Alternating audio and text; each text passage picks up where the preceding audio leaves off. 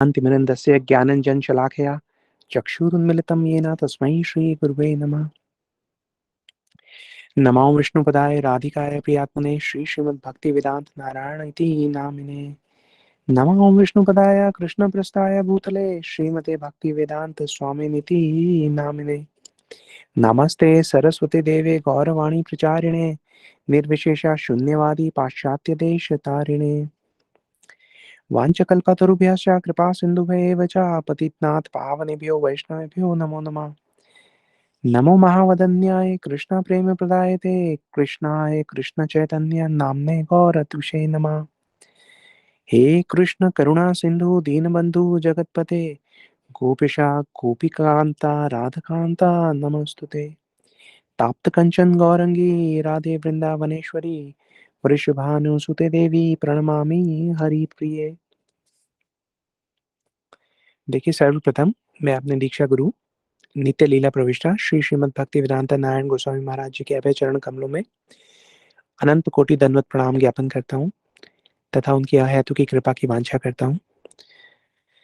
तत्पश्चात मेरे शिक्षा गुरु नित्य लीला प्रविष्टा श्री श्रीमद् भक्ति वेदांता स्वामी महाराज श्रील प्रभुपाद उनके अभय चरण कमलों में अनंत कोटि दंडवत प्रणाम ज्ञापन करता हूँ। उनकी अहेतु की कृपा की वांछा करता हूँ।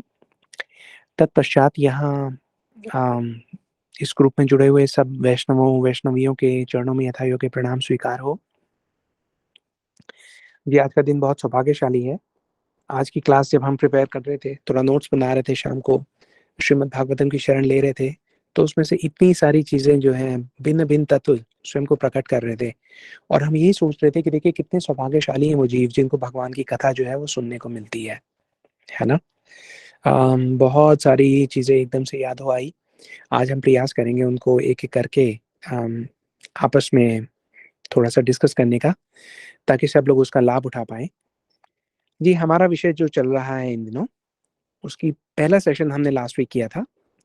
भगवान कपिल देव और उनकी माता जो देवाहूति हैं उनके बीच का जो संवाद है उसकी तरफ हम बढ़ रहे हैं। थोड़ा सा रिकैप कर लेते हैं। लास्ट कक्षा में हमने सेशन में हमने क्या डिस्कस किया था। लास्ट सेशन में हमने थोड़ा सा सृष्टि कैसे बनी उसके बारे में डिस्कस किया, मनु जी के बारे में डिस्कस किया, ब्रह्मा जी के बारे में डिस्कस किया, कर्दम मुनि जी के बारे में बताया।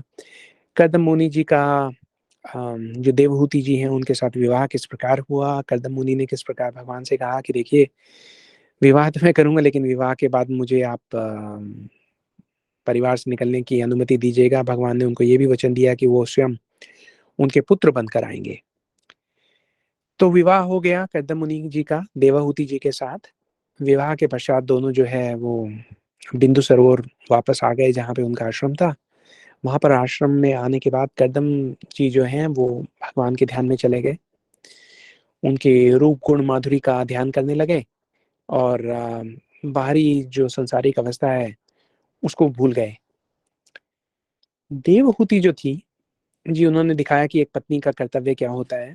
कर्दम जी तो चले गए थे भगवान के ध्यान में, लेकिन देवहूति जी ने स्वयं की सुध बुध खोकर अपने पति की जो सेवा है उसे सुचारू रूप से उन्होंने जारी रखा। पूरे आश्रम को साफ करना, सब किस्म की उन्होंने अपने ऊपर जो जो दायित्व लिया था उसको उन्होंने भली भांति निभाया। हजारों वर्षों के बाद एक दिन जब कर्दम मुनि जी का ध्यान खुला, उन्होंने आंखें खोली और सामने देखा कि अरे, कोई वृद्ध स्त्री जो है वो उनके आश्रम की सफाई कर रही है। तो उन्होंने पूछा कि देवी आप कौन है। तो देवहूति जी ने बताया कि हे नाथ, मैं तो आपकी दासी हूँ, मेरा आपके साथ विवाह हुआ था, आप शायद भूल गए हैं। और विवाह के पश्चात मेरा जो कर्तव्य है वो यही है कि पति की सेवा में अपना जीवन निर्वाह करूं, तो वही मैं कर रही हूँ। जी, अब कर्दम जी को जब ध्यान आया कि हाँ, ये देवी से तो मेरा विवाह हुआ है और उनको सब पुरानी जो बातें थी वो सब याद आ गई, तो उन्होंने निश्चय किया कि देखिए इन्होंने जो इतना मेरी सेवा की है, भगवान की ही सेवा के योग्य है वो, क्योंकि मैं तो भगवान की ध्यान में ही रत था। तो ऐसा जानकर उन्होंने कहा कि देखिए इनको गृहस्थ आश्रम का थोड़ा सा सुख दिया जाए। तो ऐसा विचार करके उन्होंने ये कहा कि आप इस सरोवर में स्नान कीजिए। तो सरोवर में स्नान करने के लिए जब दोनों वहां पे जाते हैं तो हम देखते हैं कि एक चमत्कार होता है। जैसे ही वो सरोवर में उतरती हैं देवहूति जी, उन्होंने इतने समय से पूर्ण स्नान नहीं किया, जी, आप लोग शायद जानते होंगे कि पहले के समय में कोई विशेष उत्सव के समय ही पूर्ण स्नान होता था। मतलब जो जो नारी हैं, जो पत्नी हैं, उनके जो केश हैं, वो रोज़-रोज़ उनको वॉश नहीं करते थे, धोते नहीं थे। विशेष अवसरों पर ही ऐसा होता था। तो उन्होंने सरोवर में जैसे प्रवेश किया तो उन्होंने देखा कि सरोवर के नीचे 1000 दासियाँ, देव कन्या तुल्य दासियाँ जो थी, वो उनकी प्रतीक्षा कर रही थी। और उनकी प्रतीक्षा की तो उन्होंने हाथ जोड़कर देवहूति जी से प्रार्थना की कि हम आपकी दासियाँ हैं, आप हमें आज्ञा दीजिए कि हम किस प्रकार से आपकी सेवा कर सकते हैं। तो अब जो देवहूति जी थी, वो भी हैरान हो गई कि अरे! इतनी सारी दासियाँ, वो भी मेरे लिए। अब तक का वो जो जीवन था, अब तक का जो वैवाहिक जीवन था, देवहूति जी का, वो तो स्वयं ही दासी तुल्य जा रहा था। एक एक दासी की भाँति उन्होंने पूरा अपना जीवन यापन किया था, लेकिन यहाँ पे वो देखती हैं कि हज़ार दासियाँ जो हैं, वो यहाँ पे उनकी सेवा के लिए उपस्थित हैं। तो कर्दम मुनि के इशारे पे, उनके आग्रह पे जो दासियाँ थी, उन्होंने उनकी सेवा जो है आरंभ की।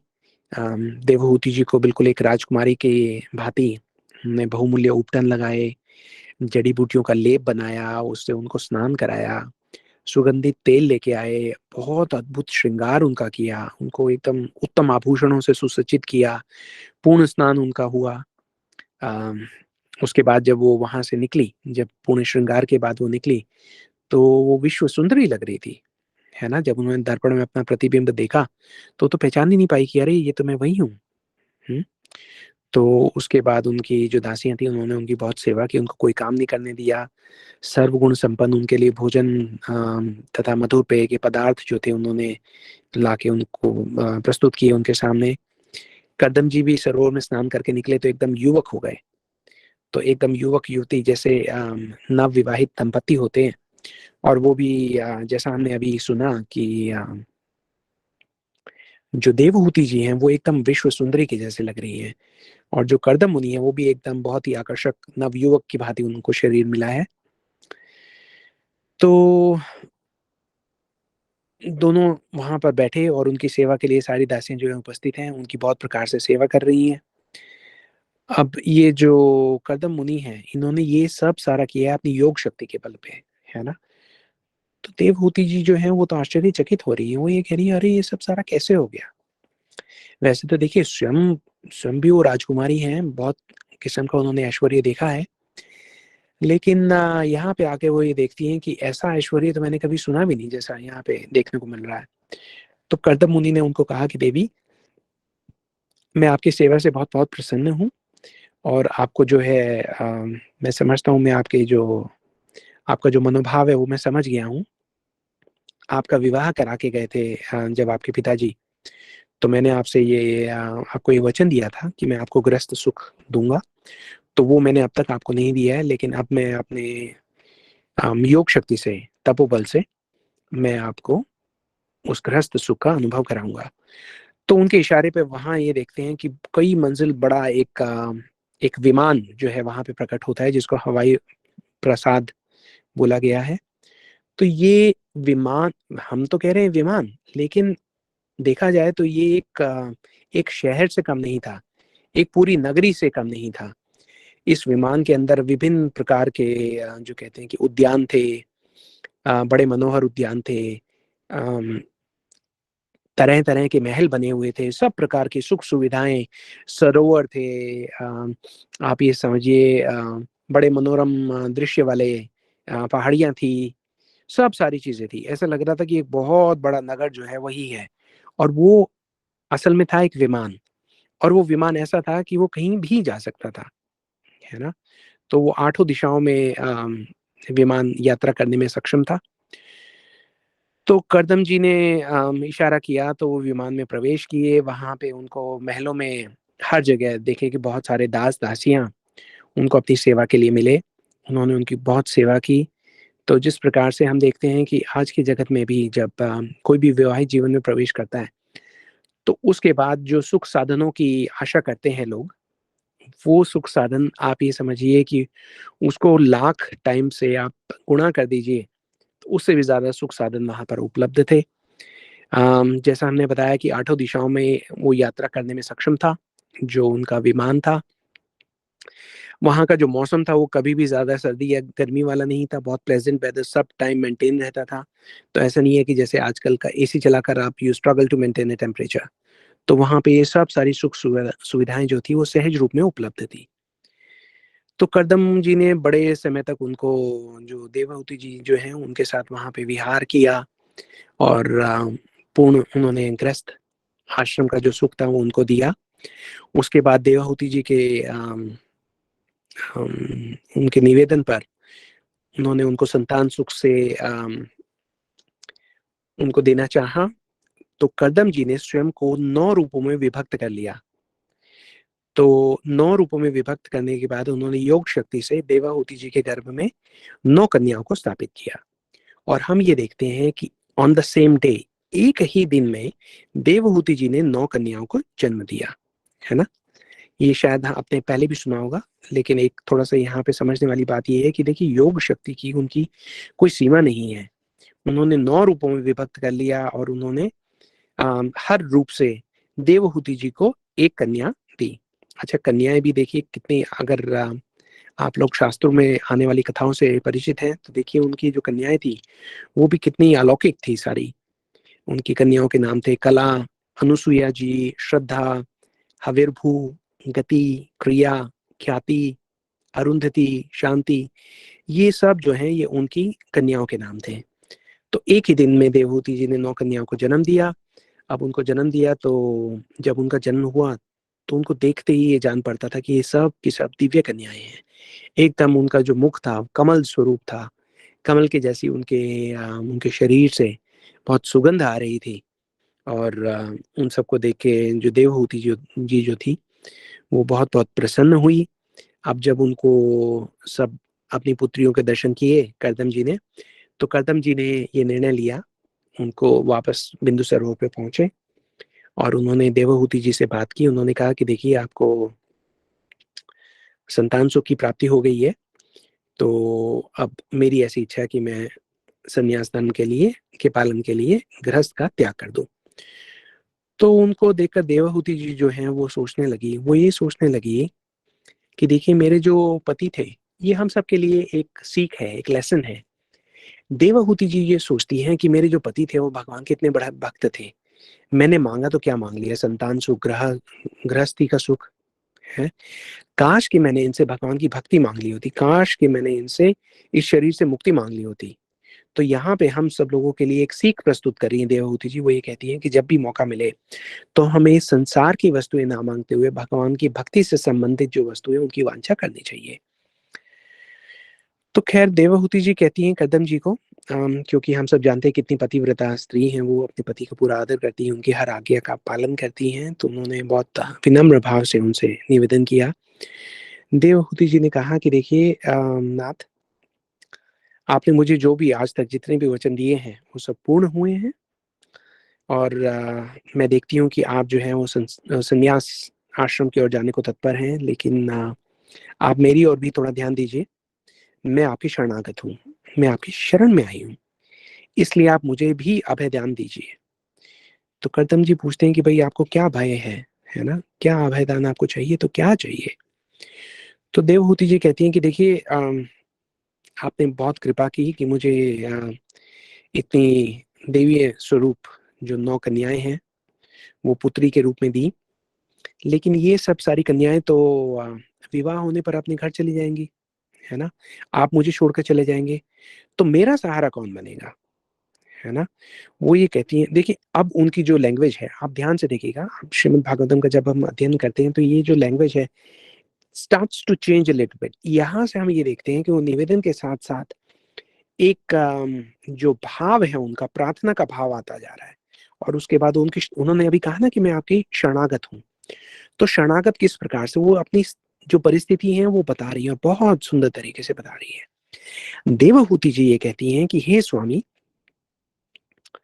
मैं निश्चित रूप से ही श्री भगवान की अलंघ्य माया द्वारा बुरी तरह से ठग ली गई हूँ, क्योंकि भव बंधन से मुक्ति दिलाने वाले आप भगवान के भक्त जी, देखिए हम सबने अभी सुना देखा कि जो भगवान के भक्त होते हैं वो भव बंधन से मुक्ति दिलाने में सक्षम होते हैं।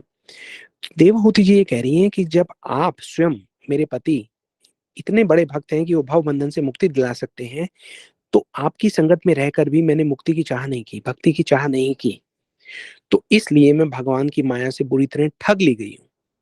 तो अब ऐसी नारी को जो ठग ली गई है, आप छोड़ के चले जाना चाहते हैं नाथ?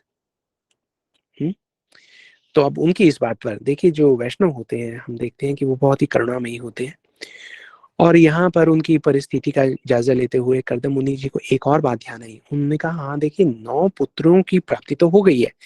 कर्दम मुनि ये सोच रहे थे कि देखिए ये परिवार का जीवन कैसा होता है। परिवार का जीवन हम सब जानते हैं कि कैसा होता है। एक बार इसमें अगर व्यक्ति फंस जाए तो उसमें से निकलना बहुत बहुत मुश्किल हो जाता है। इसीलिए कर्दम मुनि ने इच्छा की कि एक साथ 9 पुत्रियों को दें, ताकि ऐसा ना हो कि एक पुत्री हो, वो बड़ी हो, फिर दूसरी पुत्री हो, फिर वो बड़ी हो। तो संतान का मोह, और वो भी पुत्री का मोह, तो बहुत होता है। तो उन्होंने ये कहा कि सब एक साथ ही हों, ताकि उनका मोह पाश जो है वो मुझे जकड़ ना ले। तो उसमें से निकलने की उन्होंने इच्छा की थी। लेकिन फिर उनको एक बात और ध्यान आ गई। उन्होंने कहा, अरे! एक बात तो मैं भूल ही गया। श्री भगवान ने स्वयं मुझे ये वचन दिया है कि वो पुत्र रूप में मेरे घर में प्रवेश करेंगे, है ना? तो अभी भगवान तो आए नहीं हैं, तो भगवान की करुणा की प्रतीक्षा मुझे भी करनी चाहिए, है ना? तो वो अब देवहूति जी को बोलते हैं कि हे देवी, आपने पतिव्रता धर्म का और बाकी भी जिस प्रकार के पवित्र व्रत आपने धारण किए हैं, तो उसके लिए आप अत्यंत सराहनीय हैं।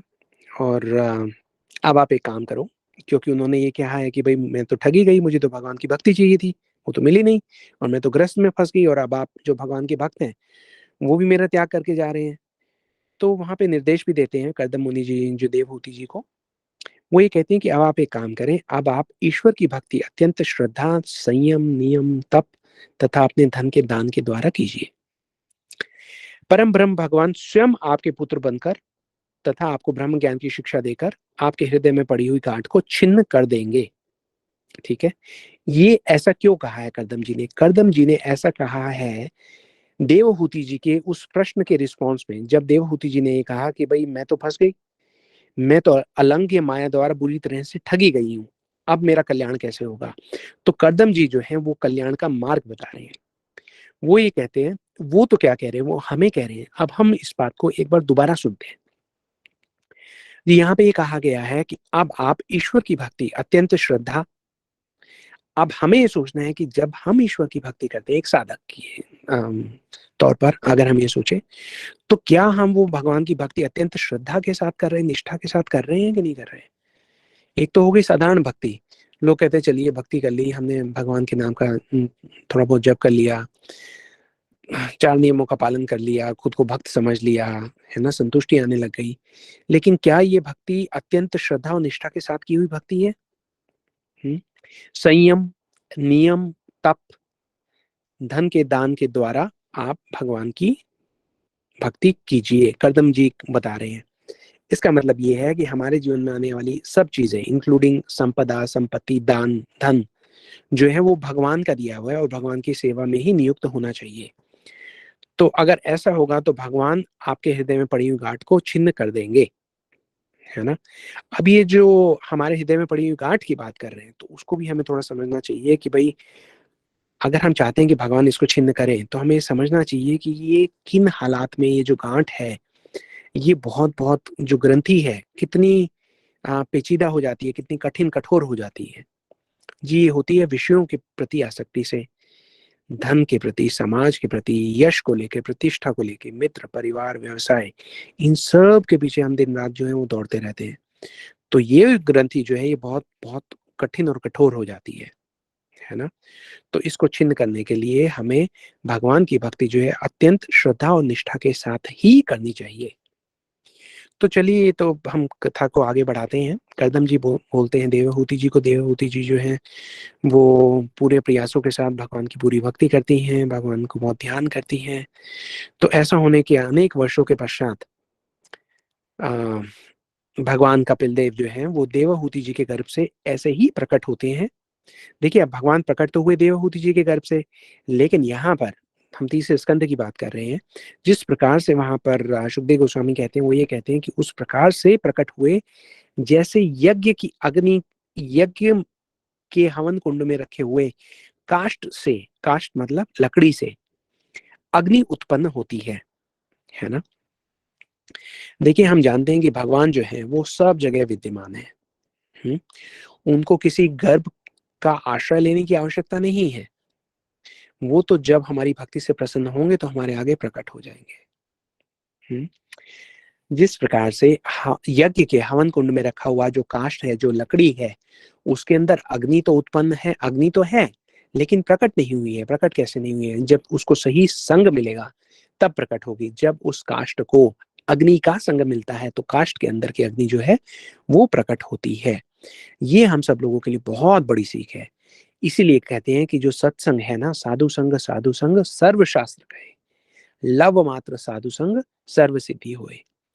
तो इसी प्रकार से हमारे अंदर की जो भक्ति है वो कब जागृत होती है? जब हम साधु संग करते हैं, वैष्णव का संग हमें प्राप्त होता है।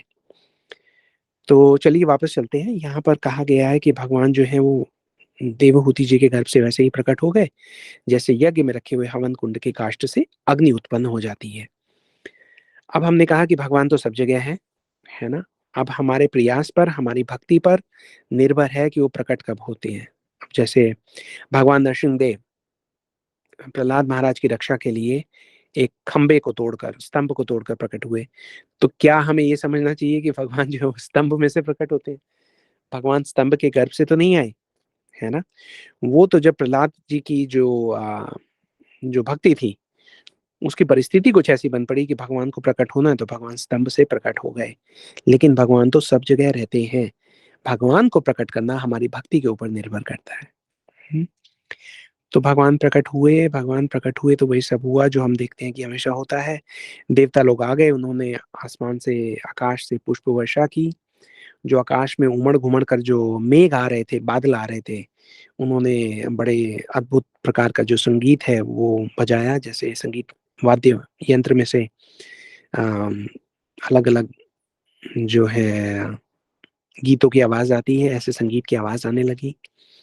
ब्रह्मा जी ने देखा कि वो लगता है भगवान जो है वो प्रकट हो चुके हैं। तो ब्रह्मा जी फौरन अपने जो ब्रह्मा जी के पुत्र हैं मरीचि और सब सारे जो उनके अत्रि जी, अंगिरा, पुलस्त्य, पुला, कृतु, भृगु, वशिष्ठ, अथर्व, सबको लेके वहां पे भगवान के दर्शन के लिए आ गए।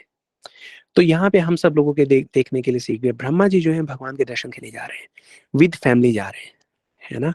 इससे गृहस्थ का एक जो धर्म है वो भी प्रकट होता है कि हम जहां भी जाएं, हम तो जाएं ही जाएं, हम कोशिश ये करें कि हमारे ऊपर जो भी निर्भर हैं लोग, उनको भी हम अपने साथ लेके जाएं भगवान के दर्शनों के लिए, भगवान की भक्ति के दर्शन के लिए। भगवान भक्त भक्ति और भगवान से संबंधित किसी भी वस्तु की सेवा के लिए, किसी भी वस्तु के दर्शन के लिए हमें प्रयास करना चाहिए कि हम सबको लेके जाएं। तो चलिए ब्रह्मा जी भी आ गए वहां पे। जो कर्दम जी हैं वो स्वयं वहां पे उपस्थित है, भगवान के दर्शन कर रहे हैं। देवहूति जी हैं, देख रही हैं कि आलोक पुत्र जो है वो प्रकट हुए हैं। उनके जो जो मुख कमल है उससे उनकी उनकी निगाह नहीं हट रही है, उनकी नजर नहीं हट रही है। इतने सुंदर भगवान जो है वहां पे हैं। बहुत देर तक सब लोग जो है भगवान को निहारते ही रहते हैं। उसके बाद ब्रह्मा जी का स्वागत करते हैं। कर्दम जी देखते हैं ब्रह्मा जी आए हैं, ब्रह्मा जी का स्वागत करते हैं। तो ब्रह्मा जी ये कहते हैं कि देखिए, कर्दम जी से कहते हैं कि आपकी जो पुत्रियां हैं उनका विवाह मेरे पुत्रों के साथ आप कर दीजिए। कर्दम जी बहुत प्रसन्न होते हैं। जो कन्यादान की उनका दायित्व है उसको भी पूरा होने का समय आ गया है। तो मैरिज फिक्स करा के ब्रह्मा जी अपने सब, जो अभी हमने देखा कि भगवान के जो 9 पुत्र हैं उनको वहां छोड़ के चले जाते हैं। ब्रह्मा जी के साथ आते नारद जी भी हैं, 4 कुमार भी आते हैं। लेकिन हम ये जानते हैं कि 4 कुमार और नारद जी जो हैं वो भगवान की जो भक्ति है उसमें नैष्ठिक ब्रह्मचारी की उसमें स्थित हैं। तो वो इन सब सारे चक्रों में नहीं पड़ना चाहते। उन्होंने सुना कि हाँ भाई मैरिज का जो है पूरा पूरा अरेंजमेंट हो गया है। लेकिन ब्रह्मा जी भी नहीं रुके, ब्रह्मा जी वहां से चले गए, ऐसा भागवत में उल्लेख आता है। तो ब्रह्मा जी चले गए तो उनके साथ चतुर कुमार भी चले गए और नारद जी भी जो है उनके साथ चले गए। खैर, ब्रह्मा जी के निर्देश पे कर्दम जी ने जो 9 विवाह थे वो आयोजित किए। मरीचि जी का विवाह हुआ कला जी के साथ, अत्रि जी का अनुसुईया के साथ, अंगीरा मुनि का विवाह हुआ श्रद्धा जी के साथ, पुलत्स्य जी का हविर्भू, पुलह का गति के साथ, कृतु जी का क्रिया के साथ, भृगु मुनि का विवाह हुआ ख्याति जी के साथ, वशिष्ठ जी जो है वो अरुंधति जी के साथ उनका विवाह हुआ, अथर्व जी का विवाह हुआ शांति के साथ। तो इनका विवाह हो गया। विवाह के बाद सब कन्याओं ने अपने माता पिता से अनुमति ली अपने गृहस्थी शुरू करने के लिए। अपने जो भी ब्रह्मा जी के पुत्र थे उनके साथ वो लोग चले गए। अब जब वो लोग चले गए तो वहां पे देखिए कर्दम जी हैं, देवहूति जी हैं और भगवान कपिल स्वयं है। तो अब कर्दम जी जो है वो भगवान की स्तुति करते हैं, भगवान की अनेक प्रकार से स्तुतियां करते हैं। भगवान से कहते हैं कि हे भगवान, आप सबके कष्ट को हरण करने वाले हैं। आप इस जगत में जब जब आते हैं तो उसका एक ही कारण होता है, और वो कारण ये है कि इस जगत में जो दावानल में जलने वाले जो जीव हैं उनको अपनी भक्ति की शीतलता देकर उनका कल्याण कराने के उद्देश्य के साथ आप यहाँ पे आते हैं। तो उसके लिए आपका बहुत बहुत धन्यवाद। करदम जी जो है वो भगवान की स्तुति करते हैं। तो यहाँ पे देखने वाली बात ये है कि करदम जी के जो कपिल देव जी जो है वो पुत्र रूप में आए हैं, लेकिन फिर भी करदम जी जो है उनकी स्तुतियां कर रहे हैं, क्योंकि वो ये भूले नहीं है कि ये हैं भगवान, है ना। करदम जी पे कृपा करने के लिए भगवान जो है उनके पुत्र रूप में आ गए हैं, लेकिन वो हैं भगवान ही। तो अब यहाँ पर करदम जी जो हैं वो कपिल जी से अनुमति मांगते हैं, आज्ञा मांगते हैं। वो ये कहते हैं कि आप मुझे आज्ञा दीजिए, मैं अब जो है वन गमन करना चाहता हूँ, संन्यास की मुझे आज्ञा दीजिए। मैं गृहस्थ आश्रम में पढ़ा आपकी इच्छा के साथ अपने पिता की आज्ञा को लेकर, लेकिन मैंने उसी वक्त आपसे ये अनुमति ले ली थी, अपने पिता से आज्ञा ले ली थी कि भाई संतान प्राप्ति के पश्चात जो है मैं वापस गृहस्थ आश्रम से निकल जाऊंगा, तो अब आप मुझे आज्ञा दीजिए। तो यहाँ पर एक किस्म से भगवान जो है, भगवान ये कहते हैं कि हाँ, आप जो है आप बहुत एक साधु जन हैं, और जो शास्त्रों की लिखी हुई वाणी है आप उसको पूर्णतया उसका पालन करते हैं, उनकी प्रशंसा करते हैं भूरी भूरी, भगवान कपिल देव करदम जी की। तो यहाँ पर हमें इंगित भी कर रहे हैं भगवान। भगवान ये बता रहे हैं कि देखिए अम, जैसे शास्त्र में ये कहा गया है कि गृहस्थ आश्रम के बाद व्यक्ति को जो है वानप्रस्थ कर लेना चाहिए, और ये वचन जो है करदम मुनि ने दिया था। तो अपने वचन पर कायम रहते हुए वो करना चाह रहे हैं। वरना सोचने को तो हम लोग ये भी सोच सकते हैं कि अरे जब भगवान ही घर में आ गए तो फिर अब आपको संन्यास की आवश्यकता ही क्या रह गई। संन्यास की कोई जरूरत ही नहीं है, जब आपको भगवान ही मिल गए। भगवान की प्राप्ति के लिए तो आप सब कर रहे थे। तो यहाँ पे एक बात, कई बार लोग ऐसा भी कहते हैं कि जो करदम जी थे उनका भगवान के प्रति जो जो भाव था वो दास्य भाव था। हालांकि भगवान उनके यहाँ पुत्र रूप में प्रकट हो गए हैं, लेकिन करदम जी जो है अपने भाव की रक्षा करना चाह रहे हैं, भगवान के आगे लेना चाह रहे हैं। तो भगवान का आशीर्वाद उनको मिलता है, भगवान का ही आशीर्वाद मिल गया तो फिर आपको भगवान की भक्ति की तो प्राप्ति हो ही गई। तो वो चले जाते हैं। अब भगवान जो कपिल देव हैं वो वहां पर रहते हैं अपनी माता के साथ बिंदु सरोवर पर, बिंदु सरोवर के तट पे अपनी माता देवहूति के साथ रहते हैं। अब जहाँ पे वो रह रहे हैं तो वहां पर जो देवहूति जी हैं वो ये जानती हैं, वो ये देखती हैं, क्योंकि उनके जो पति हैं उन्होंने बता दिया है कि देखिए आपके जो पुत्र हैं वो स्वयं भगवान ही हैं। तो अब देवहूति जी सोचती हैं कि देखिए मैंने अपने पति से ये प्रार्थना की कि आप भक्त थे, आप चाहते तो मुझे भगवान की भक्ति दे सकते थे, लेकिन मैं ठगी गई, मैंने वो चांस मिस कर दिया, मैं भगवान की भक्ति नहीं ले पाई। तो पति ने कहा कि कोई बात नहीं, पुत्र रूप में हमारे घर स्वयं श्री भगवान आएंगे, आप उनसे ले लीजिएगा भक्ति। तो अब अम, जो देवहूति जी हैं वो भगवान कपिल देव के पास जाती हैं और वो ये कहती हैं कि हे प्रभु, मैं अपनी इंद्रियों के विक्षोभ से अज्ञान रूपी अंधकार में गिर गई हूँ, है ना।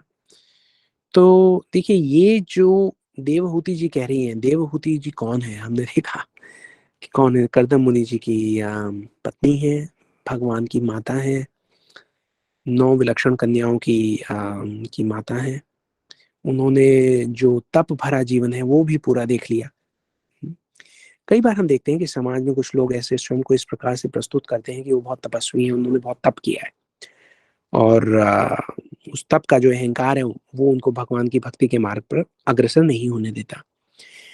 इसी समाज में हम कुछ ऐसे भी लोग देखते हैं कि जो लोग जो हैं धन संपदा की उनके पास कोई कमी नहीं है, ऐश्वर्य के बीच में वो रहते हैं, उनका लालन पालन होता है, और वो उसमें ऐश्वर्य रूपी अंधकार में पड़कर उनको पता ही नहीं रहता कि भगवान की भक्ति भी कोई मतलब इन सब से ऊपर क्या चीज़ है, इसके बारे में उनको नहीं रहता। और दूसरी तरफ हम ये देखते हैं कि देवहूति जी जो हैं, देवहूति जी ने सब देखा है। उन्होंने ऐसा ऐश्वर्य देखा है जो देवताओं को भी अम, नहीं मिलता। उन्होंने ऐसा तब भी देखा है जब उनके जो पति थे वो हज़ारों वर्ष तक ध्यान करते रहे और वो केवल और केवल उनकी सेवा में लगी रहीं। अपनी इंद्रियों को उन्होंने बिल्कुल ही त्याग कर दिया। लेकिन तप भी देखा, विलास भी देखा, ऐश्वर्य भी देखा और ये सब देखकर अब वो ये कह रही हैं कि मैं अपनी इंद्रियों के विक्षोभ से अज्ञान रूपी अंधकार में गिर गई हूँ। तो इससे ऐसा लगता है कि जिसको इतना पता है, जो इस परिस्थिति में है कि वो भगवान की स्वयं माता बनी है, भगवान उनके घर आए हैं तो उनकी क्वालिफिकेशन देख के ही आए हैं। तो यहाँ पे हमें ये समझ में आता है कि जो देवहूति जी हैं, वो हमें सिखाने के लिए अम, ये बात कर रही हैं। ये जो स्थिति है ये तो हम सब लोगों की है, जहाँ पर देवहूति जी ये कहती हैं कि हे प्रभु, इन दुष्ट इंद्रियों की विषय लालसा में मैं फँस गई हूँ और इनकी इच्छा पूरी करते-करते मैं घोर अज्ञान रूपी अंधकार में गिर गई हूँ। है ना? तो अब इस अज्ञान रूपी अंधकार से पार लगाने के लिए आप सुंदर प्रकाश रूप नेत्र लेकर प्रस्तुत हुए हैं। तो ये हमारे लिए कह रही हैं क्योंकि हम बोलते हैं ना अज्ञानतिमिरन्धस्य ज्ञानांजन शलाकया चक्षुरुन्मीलितं येन तस्मै श्री गुरुवे नमः। तो हमारा जीवन जो है वो अज्ञान से ही भरा हुआ है। भगवान के प्रेम की भक्ति की शलाख लेकर एक एक प्रकाश लेकर भगवान के भक्त जब हमारे जीवन में प्रवेश करते हैं, तो हम जान पाते हैं कि भगवान कौन है। तो हम जान पाते हैं कि संपूर्ण जीवों के स्वामी भगवान आदि पुरुष हैं और हम जैसे लोगों को अज्ञान रूपी अंधकार से निकालने के लिए उन्होंने सूर्य की भांति अपने भक्तों को हमारे जीवन में उदित किया है। तो कुछ ऐसी प्रार्थना जो है वो देवहूति जी कर रही हैं। वो ये कह रही हैं कि आप मेरे इस महामोह को दूर कीजिए। आप अपने भक्तों के संसार रूपी वृक्ष में कुठार के समान हैं, है ना? मैं प्रकृति और पुरुष का ज्ञान प्राप्त करने की इच्छा से आपके शरणागत वत्सल की शरण में आई हूँ। मैं आपको प्रणाम करती हूँ, आप मेरा जो अज्ञान है वो दूर कीजिए। तो ये जानना चाहती हैं भगवान कपिल से देवहूति जी जानना चाहती हैं कि भई मनुष्य के जो आत्यंतिक कल्याण है, उसका मुख्य साधन है क्या? ऐसा क्या साधन है जहाँ दुःख और सुख की सर्वथा निवृत्ति हो जाती है? और ऐसा क्या कारण है कि एक जीव जो है, वो यहाँ पर इस जगत में आकर फँस कर रह जाता है? और वो ये कहती हैं कि भई इसको बताने का एकमात्र साधन आप ही हैं, ठीक है? तो वहाँ पर भगवान जो है वो मुस्कुराते हैं। अब जब भगवान मुस्कुराते हैं तो हमें ये समझना चाहिए, देखिए एक-एक पंक्ति जो है वो बहुत बड़ा तत्व लेके प्रकट होती है। भगवान मुस्कुरा रहे हैं इसका मतलब भगवान प्रसन्न हुए हैं। भगवान प्रसन्न कब होते हैं? भगवान प्रसन्न तब होते हैं जब हम भगवान की ओर बढ़ने के लिए अपने हृदय से एक चित्कार करते हैं, है ना? जिस प्रकार से एक शिशु जो है वो जब अपनी माँ को खोजते हुए ज़ोर-ज़ोर से रोता है, तो उसकी माँ कहीं भी अपने शिशु के पास आ ही जाती है। तो भगवान प्रसन्न तब होते हैं जब वो ये देखते हैं कि एक तीव्र इच्छा हमारे हृदय में प्रकट हुई है भगवान के पास जाने की, भगवान के चरणों का आश्रय लेने की, भगवान की जो सेवा की जो माधुरी है, उसका रसास्वादन करने की इच्छा इतने जन्मों के बाद एट लास्ट हमारे हृदय में प्रकट हुई है। हुँ? तो भगवान मुस्कुराते हैं, भगवान ये बोलते हैं कि देखिए जैसे देवहूति जी कह रही हैं कि भई मैंने स्वयं को जो है वो शरीर मान रखा है ना? तो इस वज़ह से मैं दुखी हूँ। तो भगवान तो कहते ही हैं, भगवान ये कहते हैं कि सबसे बड़ी जो दुर्भाग्य है इस संसार में आने वाले जीव का कि वो स्वयं को ये शरीर मानता है, आत्मा नहीं मानता। भगवान भगवत गीता में कहते भी हैं कि देहोऽस्मिन् यथा देहि कौमारं यौवनं जरा तथा देहांतरा प्राप्ति धीरस्तत्र न मुह्यति। हम ये सोचते हैं कि हम ये एक शरीर हैं। कौमार, यौवनम, जरा, बच्चे थे, जवान हो गए, बूढ़े हो गए, एक दिन चले गए, मर गए। बस यही थे हम, जबकि हम हैं आत्मा। तो जैसे ही हम ये कहते हैं कि हम आत्मा हैं, जैसे ही हम ये समझने का प्रयास करते हैं कि हम आत्मा हैं, वैसे ही हमारे कल्याण का मार्ग जो है वो प्रशस्त हो जाता है। तो भगवान जो हैं अ, अ, जो देवहूति जी हैं, देवहूति जी को वो ये बता रहे हैं कि भाई पहला कारण क्या है कि हम स्वयं को शरीर समझते हैं। अब स्वयं को जब हम शरीर समझते हैं तो क्या होता है? बोले कि देखिए, हम हैं तो आत्मा, और आत्मा का स्वभाव क्या है? एक शरीर में जब हम आ गए तो भी आत्मा का स्वभाव तो चेंज नहीं हुआ। स्वभाव है ही वो वस्तु जो बदल ना सके, जो कभी भी चेंज ना हो। एग्जाम्पल लेते हैं, एक उदाहरण लेते हैं, जिस प्रकार से अग्नि, आग, अग्नि का जो नेचर है, जो स्वभाव है, वो है ताप, ठीक, गर्मी। तो हम ये नहीं कह सकते अरे बड़ी ठंडी ठंडी ठंडी अग्नि लग रही है, क्योंकि अग्नि का जो स्वभाव है वो ही ताप है।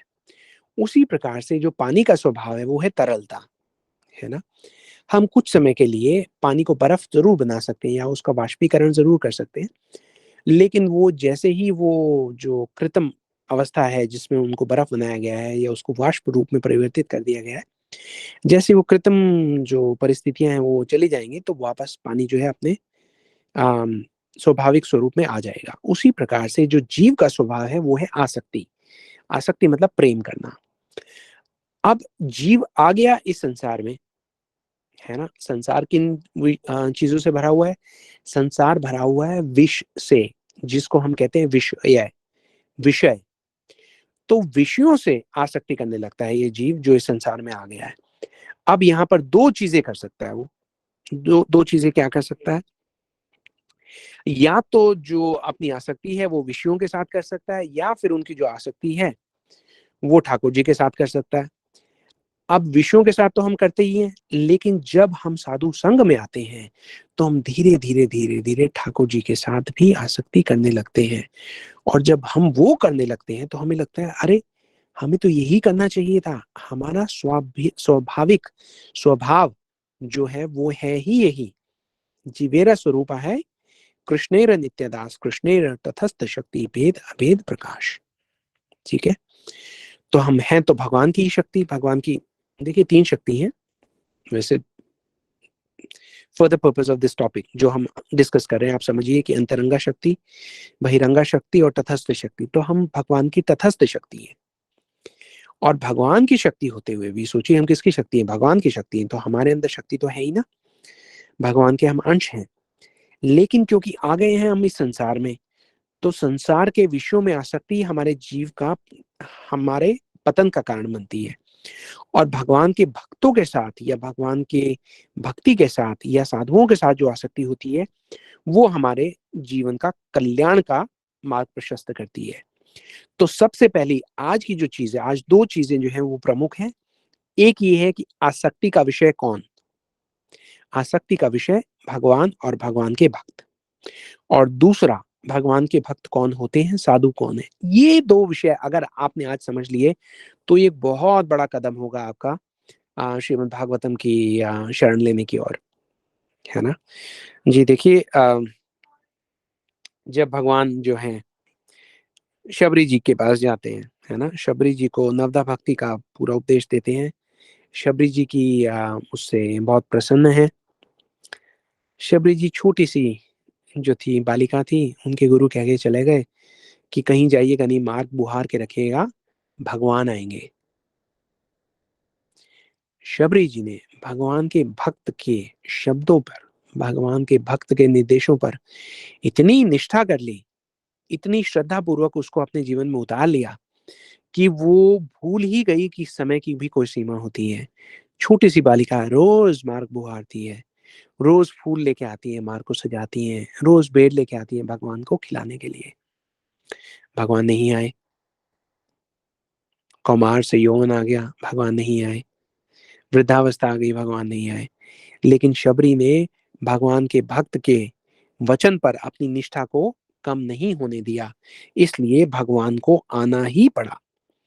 और आकर भगवान क्या कहते हैं? भगवान शबरी जी को ये कहते हैं कि नवदा भक्ति कहूँ तो ही पाही, सावधान सुनु धरु मन माही। आप ध्यान से सुनिए, मैं आपको नवदा भक्ति के बारे में बता रहा हूँ। सावधान सुनु धरु मन माही, सावधानी से सुनकर उसे अपने मन में धारण कीजिए। तो आइए हम आज भगवान से ये प्रार्थना करें कि हम जो भी सुन रहे हैं वो सब निर्देश हम ध्यान पूर्वक सुने और अपने हृदय में धारण करने का प्रयास भी करें साथ में। उसके बाद भगवान जो है वो शबरी जी को क्या कहते हैं, वो ये कहते हैं प्रथम भक्ति संतन कर संगा। इसका मतलब पहली चीज क्या करनी है, पहली चीज हमें ये करनी है कि भक्तों का संग करना है। दूसरी रति मम कथा प्रसंगा, दूसरी क्या, दूसरी रति, रति मतलब प्रेम लगाइए किस चीज में, मम कथा प्रसंगा। इसका मतलब हरि कथा में जिसका मन लगता है, हरि कथा में जिसकी रुचि होती है, इससे पता लगता है कि वो व्यक्ति जो है किस तरफ जा रहा है।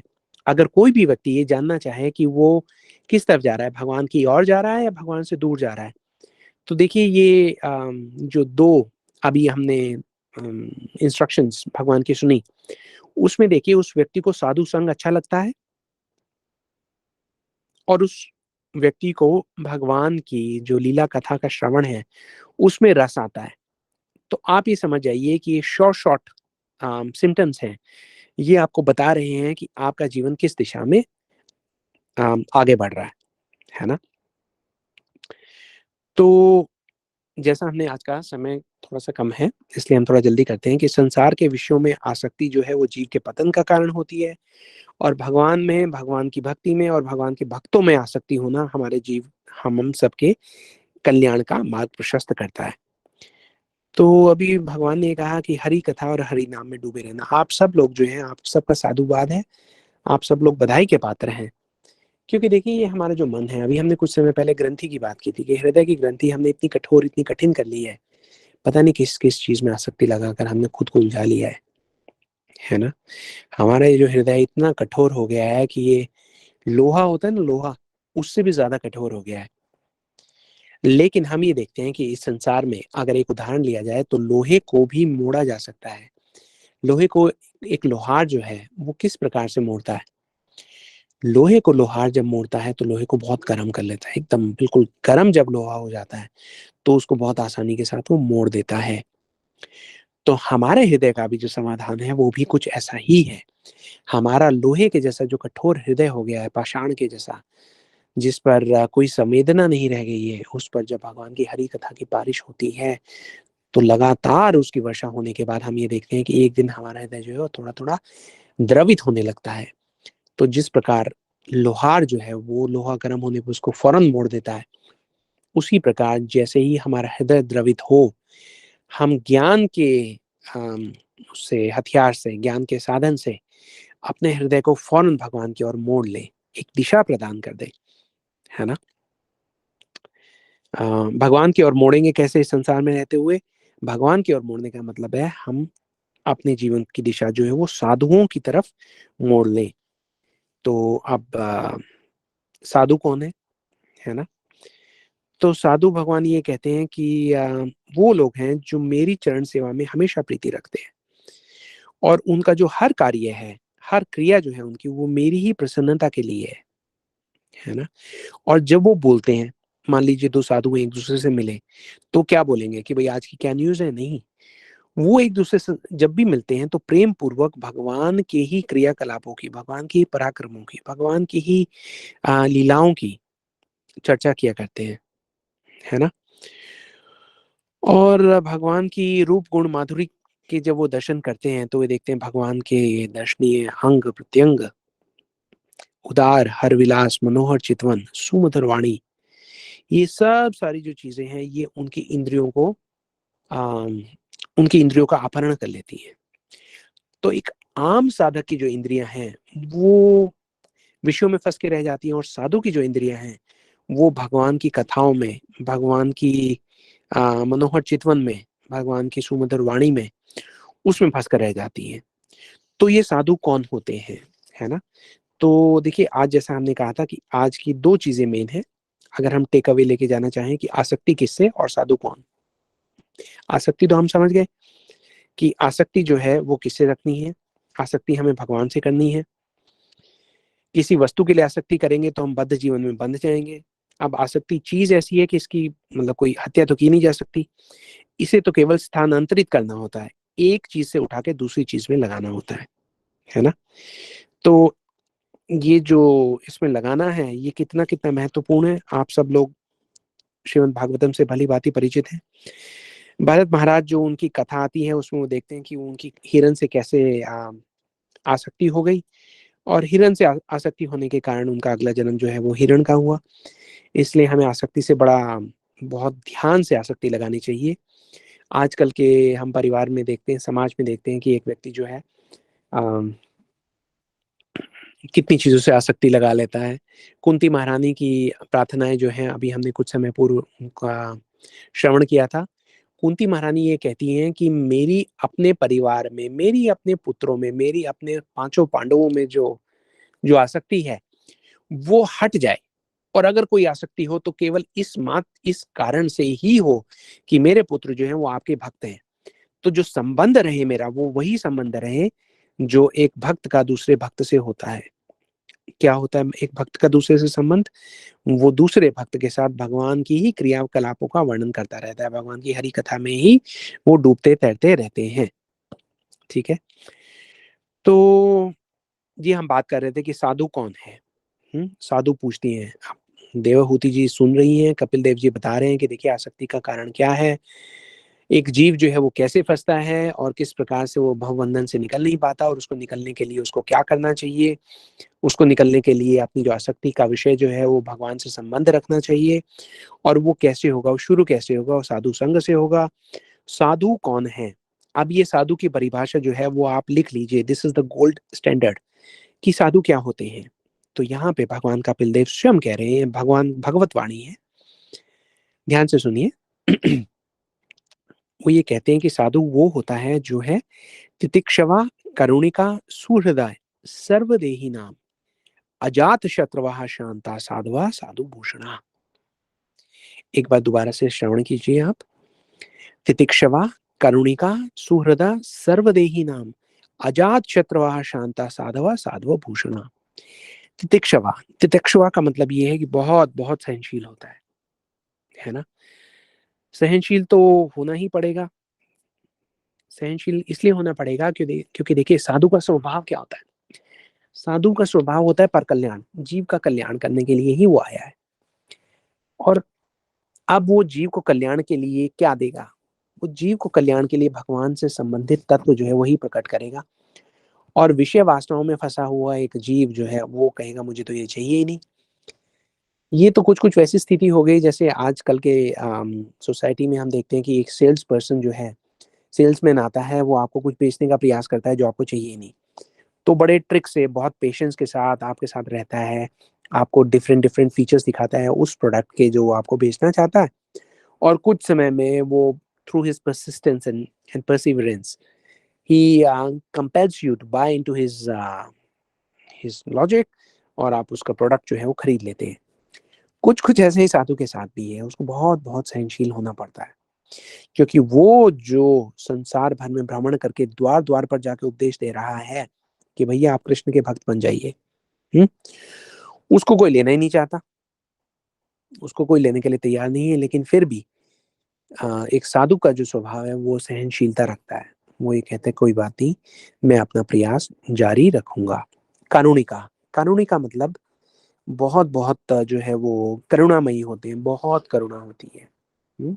हम कहते हैं ना कि हे कृष्णा करुणा सिंधु, दीन बंधु जगत पते। तो भगवान को जब हम कहते हैं करुणा सिंधु, की भगवान आप जो करुणा का है सिंधु हैं आप, तो उनकी जो करुणा का सिंधु है, जब हम उसको ध्यान से देखते हैं तो वो भगवान के भक्त ही हैं। उनका मूर्तिमान स्वरूप ही वो सिंधु है जो भगवान का करुणा सिंधु है। तो जो साधु होते हैं उनके हृदय में बहुत बहुत बहुत करुणा होती है ना जी। रामायण से वो वृतांत याद आ गया, जब जो इंद्र का पुत्र जयंत, उसने सीता मैया के चरणों में अपराध कर दिया, उन पे प्रहार किया और फिर भाग लिया।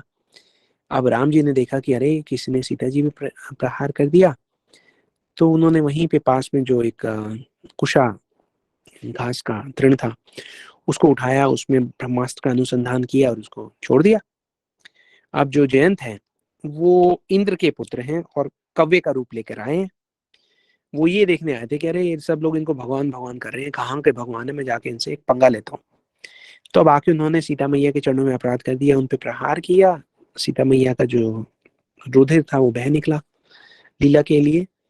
तो भगवान ने ऐसा देखा, तो भगवान ने उसको उचित दंड देने के आशय से एक घास के तिनके में ब्रह्मास्त्र का अनुसंधान करके उनके पीछे छोड़ दिया। अब तो जयंत जो है वो भागे, उसने देखा ये तो ब्रह्मास्त्र आ गया, ये तो भगवान ही है भाई। अब ब्रह्मास्त्र से कैसे रक्षा हो, भागा। पहले कहाँ भाग के कहाँ जाएगा, पापा के पास गया, इंद्र जी के पास। इंद्र जी जो है वो अपना दरबार में बैठे हैं, डांस देख रहे हैं। तो जयंत जी आए, जयंत ने कहा कि मेरी रक्षा कीजिए। उन्होंने बोला हाँ हाँ रक्षा करता हूँ, क्या हुआ। बोले देखो मेरे पीछे ब्रह्मास्त्र है। इंद्र भी डर गए। अरे बोले भाई भागो यहाँ से, मैं तुम्हारी कोई नहीं रक्षा करने वाला, और जाओ कहीं ये ब्रह्मास्त्र यहीं पे ना पड़ जाए, हमारा भी कहीं नुकसान हो जाए, कोलेट्रल डैमेज। तो बोला जाओ जाओ, पुत्र का क्या है, मैं तो दूसरा कर लूंगा, मेरे पास तो ना पत्नियों की कमी है ना किसी और चीज की। तो जयंत ने देखा इन्होंने तो मेरा रक्षण नहीं किया, ब्रह्मा जी के पास जाता हूँ। ब्रह्मा जी के पास गए, बोले ब्रह्मा जी मेरी रक्षा कीजिए, ब्रह्मास्त्र आया है। तो ब्रह्मा जी ने कहा अच्छा किसने छोड़ा, बोले राम जी ने छोड़ा। तो ब्रह्मा जी बोले नहीं मैं तो रक्षा नहीं करूंगा, राम जी ने छोड़ा है, कुछ सोच समझ के छोड़ा होगा। शिव जी के पास गया, शिव जी से बोला मेरी रक्षा कीजिए, आशुतोष जो है भगवान बहुत जल्दी प्रसन्न हो जाते हैं। तो ने कहा हाँ हाँ रक्षा करता हूँ, हुआ क्या। बोले जी मैं भगवान राम की परीक्षा ले रहा था और ऐसे ऐसे, अभी तो पूरी बात ही नहीं थी। शिव जी बोले ब्रह्मास्त्र तो तुम्हें बाद में मारेगा, पहले तो मैं ही तुम्हारा वध कर देता हूँ, तुमने सीता जी के प्रति अपराध कर दिया। जयंत ने कहा ये तो लेने के देने बढ़ गए। जयंत जी वहां से भी भागे। अब भागे भागे उसको तीनों लोकों में कोई नहीं मिला जो उसकी रक्षा कर सके। तो रास्ते में उनकी जो भेंट हुई वो हुई नारद जी से, है ना। यहाँ पे नारद जी का स्वभाव दिखाया गया है, साधु है ना। तो वहां पे तुलसीदास जी लिखते हैं कि नारद देखा विकल जयंता, लगी दया कोमल चित संता। संत का जो हृदय है, संत का जो चित्त है वो कितना कोमल होता है। उन्होंने देखा, नारद देखा विकल जयंता कि कितनी एंजाइटी में है ये जयंत, है ना। लगी दया कोमल चित संता, तो उनको देखकर जो एक कोमल चित होता है संत का, उनके संत में बहुत दया आई। उन्होंने कहा जयंत कहाँ जा रहे हो, इधर आओ।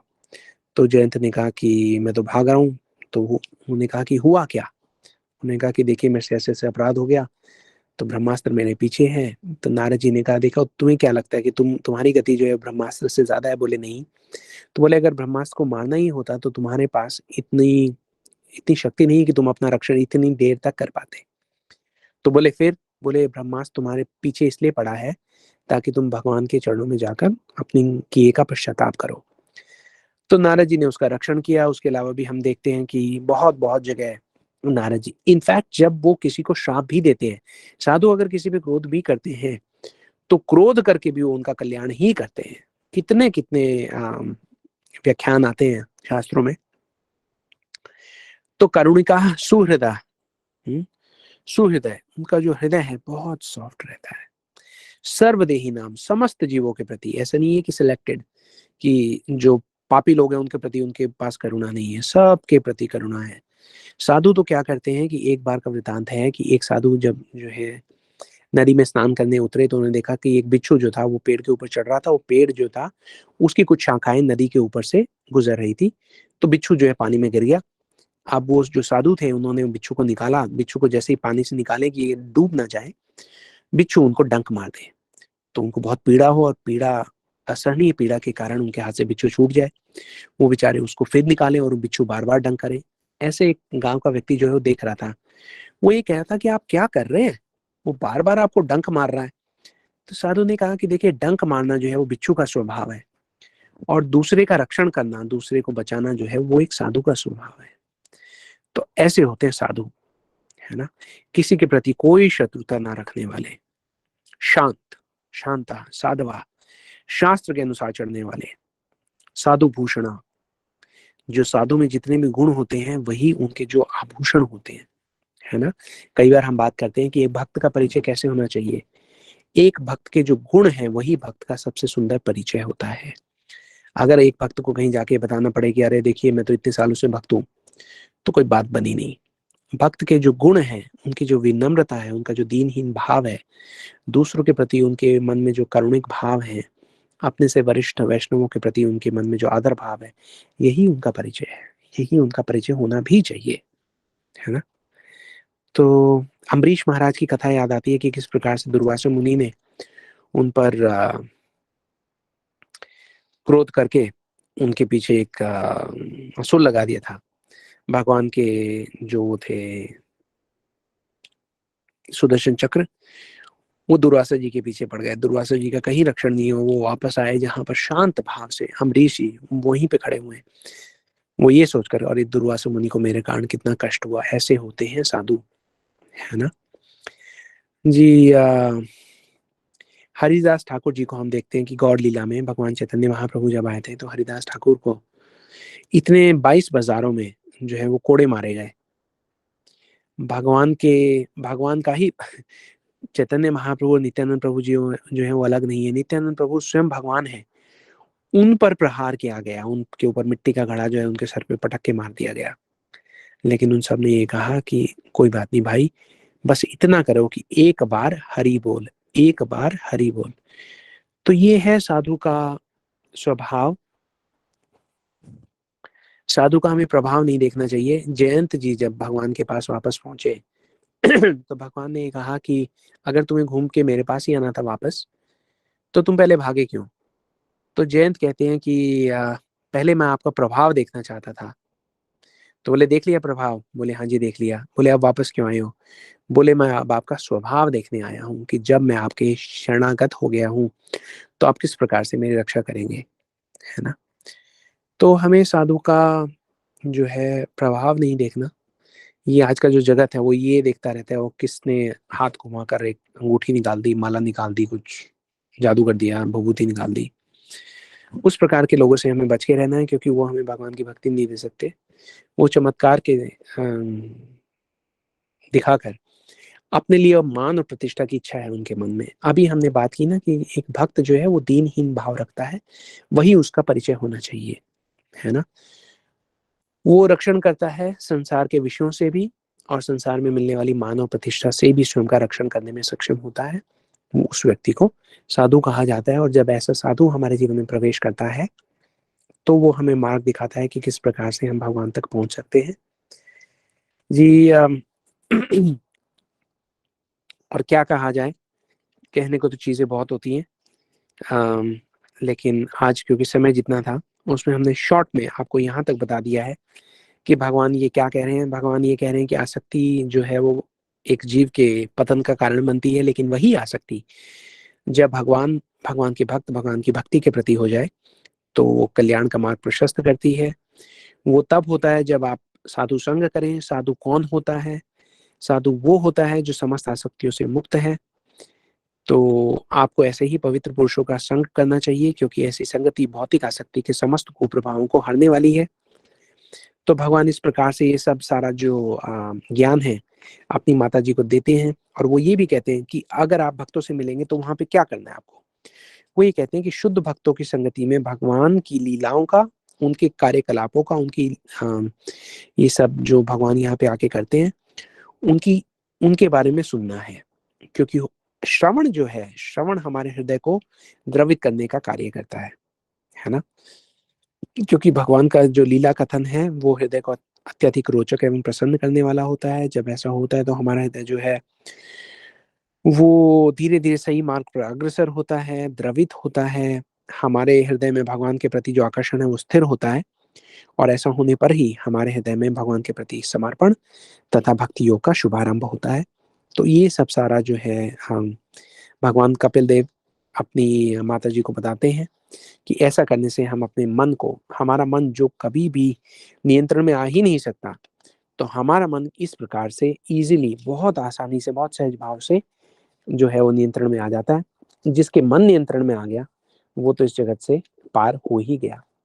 तो ये सब सारी बहुत अद्भुत जो शिक्षाएं हैं वो भगवान अपनी माता को दे रहे हैं। हमने देखा। और उनकी माता देवहूति जी के को निमित्त जानकर वो हमें ये शिक्षाएं दे रहे हैं। आज हमारा सौभाग्य इतना अच्छा बना कि हमने ये भी सीखा कि भगवान के हरि कथा का जो महिमा है वो कितनी है, और उस हरि कथा को हम किस प्रकार से अपने हृदय को द्रवित करके उसको एक किस्म से परिवर्तित करने के लिए हमें उसका उपयोग करना चाहिए। इसलिए हरि कथा जब भी आप सुने उसके बाद कोशिश करें कि वो बार बार सुने, उसके रस का आस्वादन करें, अपने हृदय को द्रवित करें। द्रवित करके जो हमारा हृदय इस आधुनिक संसार में रह के संवेदनाहीन हो गया है, उसमें वापस भगवान के प्रेम का संचार करें। है ना? ये सब सारी सेवा आपको उसी मार्ग पर लेके जाने के लिए है। आप लोगों पे विशेष कृपा है कि भगवान ने, हमारे गुरुवर्ग ने कुछ ऐसा किया कि भगवत वाणी आप तक पहुँच रही है, उसका आप पूरा-पूरा लाभ उठाइए। आप लाभ उठाएँगे तो हमारे गुरुजी हमारी सेवा से प्रसन्न होंगे, और अगर गुरुजी प्रसन्न होंगे तो यही हमारी भक्ति की परिपूर्णता है। जी, इससे अधिक कहने के लिए हमारे पास कुछ है नहीं, योग्यता भी नहीं है हमारी, लेकिन आप सब लोगों ने इतने धैर्य के साथ हमें आज सुना, हमें सेवा का अवसर दिया, उसके लिए हम आपके कृतज्ञ हैं। आप सब लोगों का बहुत-बहुत साधुवाद। अगर कोई त्रुटि हुई हो मेरे कथन में तो उसके लिए मैं आपसे क्षमा प्रार्थी हूँ। आप लोग अगर मुझे कुछ बताना चाहें, मेरी कोई किसी गलती को सुधारना चाहें, या मेरे लिए कोई आपके निर्देश हों, कोई टिप्पणी हो, तो आप लोग अनम्यूट करके बता सकते हैं। अगर आप पूरे ग्रुप के साथ कुछ अपना एक्सपीरियंस शेयर करना चाहें जिससे सबकी भक्ति में कोई वृद्धि हो सके, तो उसके लिए भी आपका स्वागत है। जी, अगर आप में से कोई कुछ कहना चाहे तो आप अपना हैंड रेज़ कर सकते हैं, और हम आपको एक-एक करके बुलाएँगे। अगर कोई कुछ नहीं कहना चाहता तो फिर हम इस सेशन को यहाँ पे क्लोज़ करते हैं, और नेक्स्ट सेशन में हम आपसे दोबारा भेंट करेंगे। जी, एक बार मैं कन्फर्म कर लूँ कि आप लोग कोई कहना चाह रहा है कुछ?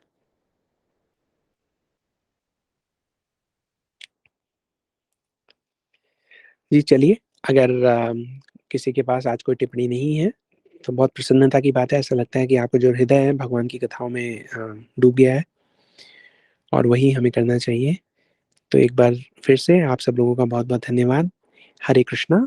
अगले सप्ताह आप लोगों से दोबारा भेंट होगी, तब तक के लिए आज्ञा दीजिए।